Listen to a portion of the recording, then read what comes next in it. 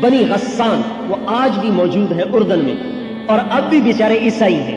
کرک میں ان کی بہت زیادہ، ایک تو پاکستان میں کرک ہے، اردن میں کرک، وہاں بہت زیادہ ہے، غساسنہ ان کو کہتے ہیں۔ تو جو عیسائیوں کا سردار تھا باہان، اس نے کہا جبلہ بن اہم غسانی سے کہ تو جا ان کا مقابلہ کر، عرب عرب کو کاٹے گا، لوہا لوہے کو کاٹے گا۔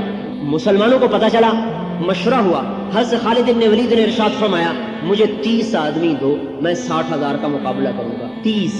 آج پوچھو کسی فوجی جرنیل سے کہ یہ عقل کی بات ہے یا پاگل پن کی بات ہے؟ ابو سفیان کہنے کہ جدن اور حزن، یہ مذاق کر رہا ہے یا سنجیدگی سے کہہ رہا ہے؟ حضرت خالد کہنے جبار فی الجاہلیہ قوار فی الاسلام، اسلام میں بزدل بن گیا، جاہلیت میں تو بڑا دلیر بنتا تھا۔ حضرت ابو سفیان کہنے کہ بزدلی کی بات نہیں کر رہا، عقل کی بات کر رہا ہوں، 30 کم ہے، اگر تم نے زیادہ ہی زور دکھانا ہے تو 60 لے جاؤ۔ یہ اگلی رائے سنو، 60,000 کے مقابلے میں 60 لے جاؤ۔ امیر ابو عبیدہ تھے، خالد امیر نہیں تھے، ابو عبیدہ بن جراح امیر تھے۔ حضرت خالد کا اصرار تھا میں 30 لے جاؤں گا۔ کہ میں ان کو یہ بتانا چاہتا ہوں کہ ہم عربیت کی وجہ سے نہیں جیت رہے، اللہ کی نصرت کی وجہ سے جیت رہے۔ حضرت خالد ابن ولید کو حضرت عمر نے معزول کر دیا اسی وجہ سے کہ لوگوں میں مشہور ہو گیا خالد ہے تو فتح ہے۔ حضرت عمر نے کہا نہیں نہیں، خالد کیا ہوتا ہے، اللہ سے ہو رہا ہے۔ خالد کو سیف اللہ محمد کی غلامی نے بنایا، صلی اللہ تعالیٰ علیہ وسلم کی غلامی نے سیف اللہ بنایا، اور اللہ کی مدد کے ساتھ وہ سیف اللہ ہے۔ یہ ہٹا دیا کہ نہیں، اللہ کی مدد ہمارے ساتھ ہے، خالد کی وجہ سے نہیں۔ حضرت ابو عبیدہ نے کہا بھائی ٹھیک ہے 60 لے جاؤ، 30 کی اجازت میں بھی نہیں دیتا۔ تو حضرت خالد بن ولید نے فرمایا میں اللہ کے فضل سے ایسے لوگوں کو چنوں گا کہ اگر وہ کسی بات کی قسم کھا لے تو اللہ بھی ان کی قسم کو پورا کر دیتا ہے، وہ ایسے لوگ۔ تو آپ نے سب سے پہلے پکارا این فضل بن عباس، عباس کے بیٹے فضل، این زبیر بن العوام، این عمرو التمیمی، این رافع بن عمیر عطائی، این عبداللہ بن عمر، این عبد الرحمن بن ابی بکر، این ضرار بن الازور، این عبادۃ بن الصامت، بڑے بڑے صحابہ کا۔ یہ 60 جو چنے، ان میں تابعی کوئی نہیں تھا، سارے صحابی تھے۔ یرموک کی لڑائی میں 1000 صحابہ تھے جو شریک تھے، باقی تابعین تھے۔ 60 صحابی، اور ان میں سے انصاری زیادہ چنے، مہاجر تھوڑے، 40 کے قریب انصاری تھے، 20 مہاجر تھے۔ ایک انصاری نوجوان کہنے لگا معلوم ہوتا ہے انصاریوں کو مروانا چاہتے ہو؟ کہا نہیں، میں نے دیکھا کہ اللہ کا نبی بھی تمہیں آگے کرتا تھا، اس لیے میں تمہیں آگے کر رہا ہوں۔ ان سے کہا جاؤ تیاری کرو آج رات۔ تیاری کیا کرو؟ کہ آج رات اللہ سے مانگو۔ ساری رات یہ سارا 60 آدمیوں کا قافلہ اللہ کے سامنے سجدے میں، حضرت زرار بن ازور کے رونے کی آواز پوری چھاؤنی میں آ رہی تھی۔ یہ اتنے لمبے تھے کہ پورے لشکر میں ان کا قد نظر آتا تھا، اور ننگے بدن لڑتے تھے، ایک لنگی پہن کر نیزے کے ساتھ۔ کہتے تھے مرنا چاہتا ہوں، بچنا تو نہیں ہے نا، تو میں زرہ کیوں پہنوں، مرنے میں کوئی چیز آڑے نہیں آنی چاہیے۔ اردن کی پہاڑی پر ان کی قبر آج بھی بنی ہو۔ 60 آدمی نکلے، یہ ننگے بدن آئے۔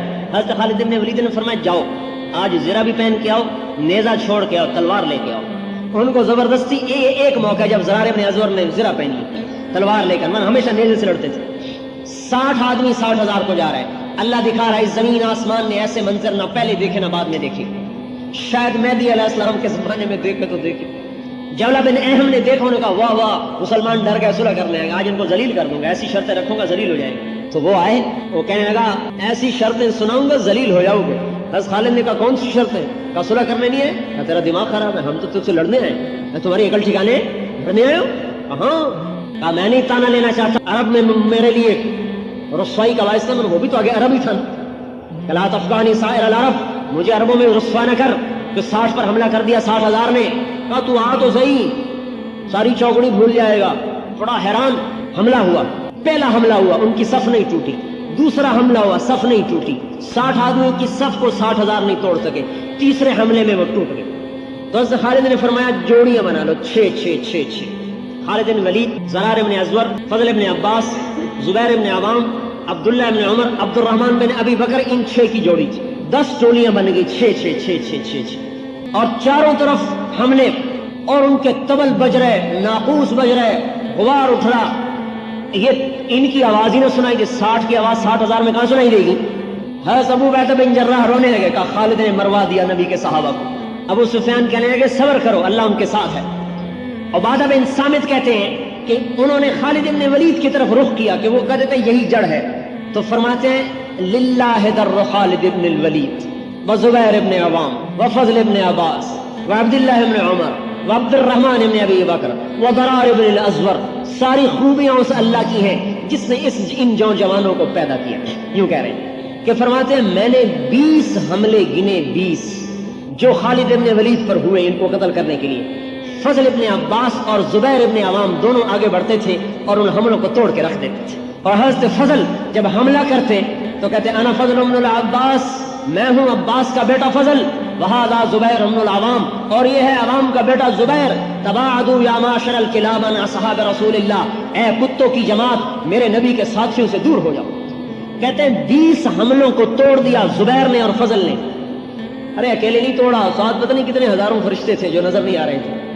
جب اثر ہو گئی نا تو حضرت ابو عبیدہ نے کہا مر گیا، مجھے بھی مروا دیا، اور میں عمر کو کیا جواب دوں گا کہ 60 صحابہ کو قتل کروا دیا۔ کہ چلو مسلمانوں کی مدد کے لیے۔ حضرت ابو سفیان رضی اللہ عنہ نے فرمایا صبر کو کرو اے امیر، اللہ یہاں تک کہ اللہ فیصلہ کرے۔ اب تکرار ہوگا، حضرت ابو عبیدہ نے کہا نہیں مجھے صبر نہیں، اور حملے کا حکم دے دیا۔ ابھی حکم دیا اور ادھر بھگدڑ کی آواز اور 60,000 بھاگے جا رہے۔ جب حضرت ابو عبیدہ پہنچے تو حضرت خالد بن ولید اپنا ماتھا پہ یوں ہاتھ مار رہے تھے، رو رہے تھے کہ میں نے مروا دیا مسلمانوں کو، میں نے مروا دیا مسلمانوں کو۔ کہا کیا ہوا؟ دیکھا تو 40 آدمی غائب، صرف 20 آدمی کھڑے ہوئے، 40 غائب۔ تو حضرت ابو عبیدہ نے کہا میں تو تجھے پہلے ہی کہتا تھا کہ نہ مسلمانوں کو ہلاکت میں ڈال، اب میں عمر کو کیا جواب دوں؟ حضرت رافع بن عمیرہ نے فرمایا یہ ان کو دیکھو، جو لاشوں میں دیکھو کتنے پڑے ہوئے، ہو سکتا ہے کوئی پیچھے چلے گئے ہوں تعاقب میں۔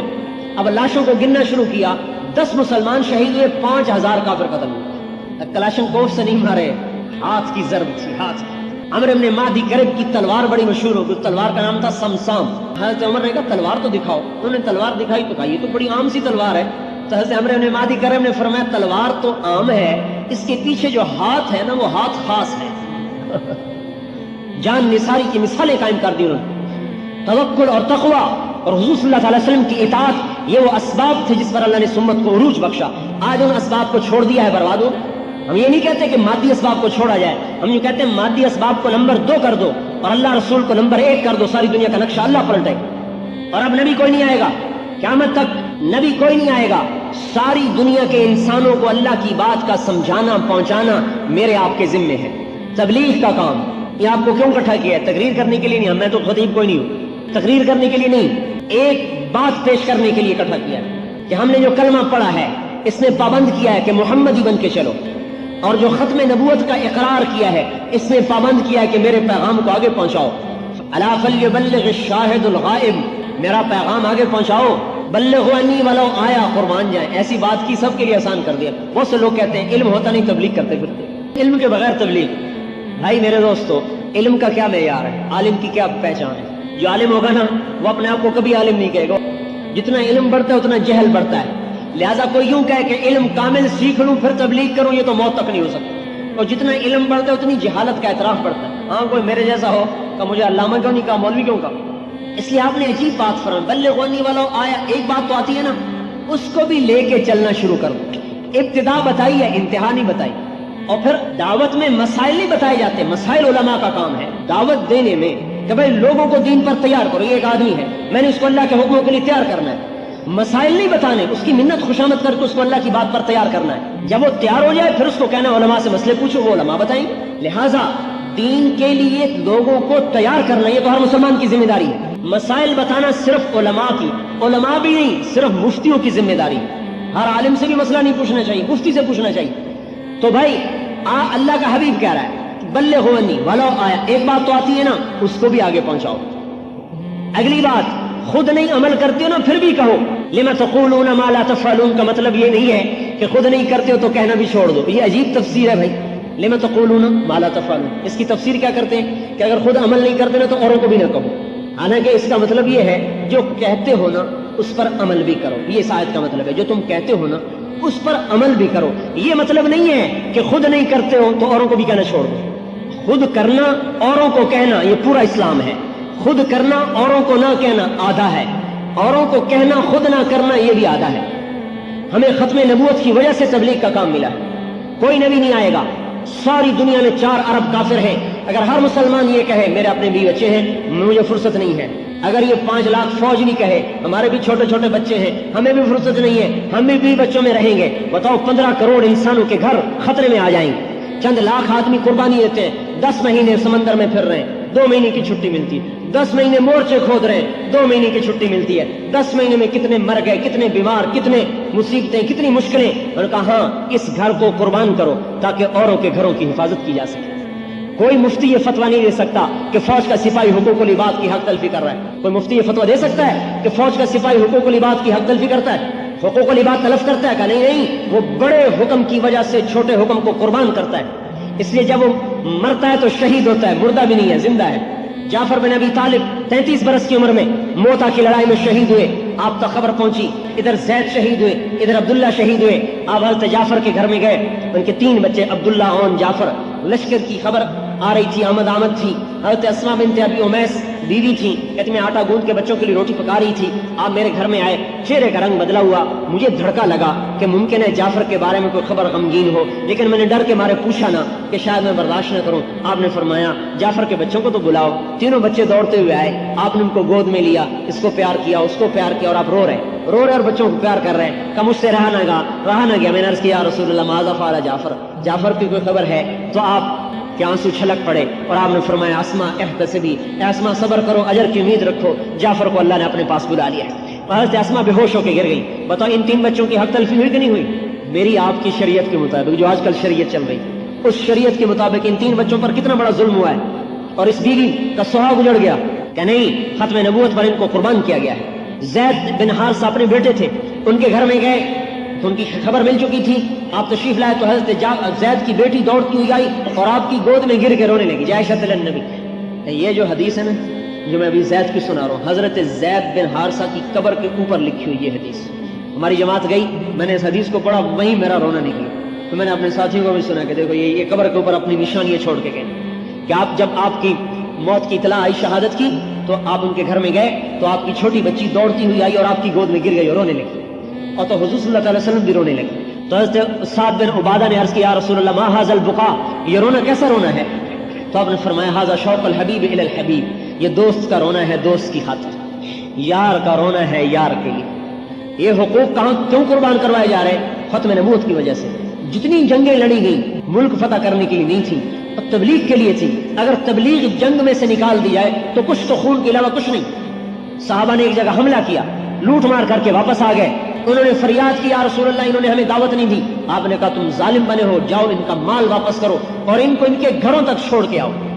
हम मुल्क फतह करने नहीं आए, इस्लाम फैलाने आए हैं। फैलाने में लड़ना पड़ेगा तो लड़े।